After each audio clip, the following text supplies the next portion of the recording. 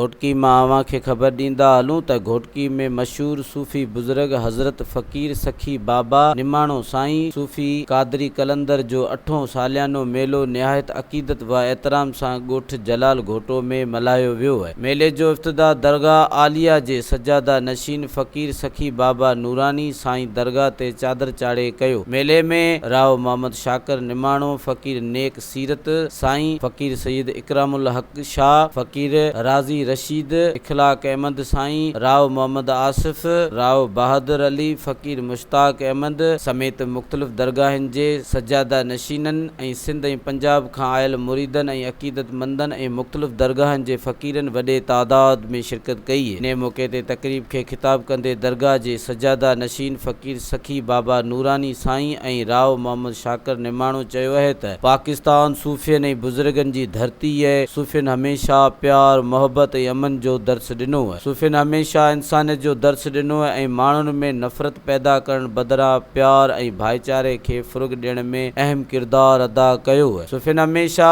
लालच फ़रेब खां परे रहण जी तलक़ीन कई आहे। सूफ़ियनि जी तैलीमात ते अमल करे समाज में अमन क़ाइमु करे सघिजे थो। इन मौक़े ते मशहूर सूफ़ी फ़नकार फ़कीर वाहिद बख्श उर्फ़ अलण फ़कीर, ग़ुलाम शबीर समो, फ़कीर महताब अली, फ़कीर दर्द दिल साईं, यामीन घोटो, इमरान अली, जलाल जोगी ऐं ॿियनि वैरागियनि फ़कीर सखी बाबा निमाणो साईं, बाबा नूरानी साईं ऐं मुख़्तलिफ़ फ़कीरनि जा कलाम ॻाए महफ़िल में मौजूद माण्हुनि ते वजतारी करे छॾी। मेले में स्टेज सेक्रेटरी जा फ़र्ज़ नूर मोहम्मद सूमरे सरअंजाम ॾिना। मेले जी पुॼाणी ते मुल्क व मिलत जी ख़ैर व बरकत आलम इंसानियत जी भलाई लाइ इज्तिमाई दुआ घुरी वई है। मज़ीद ख़बरनि ऐं तफ़सीलात लाइ विज़िट कयो असांजी वेबसाइट www.awamiNewsHD.com ऐं ॾिसंदा रहो अवामी न्यूज़ HD।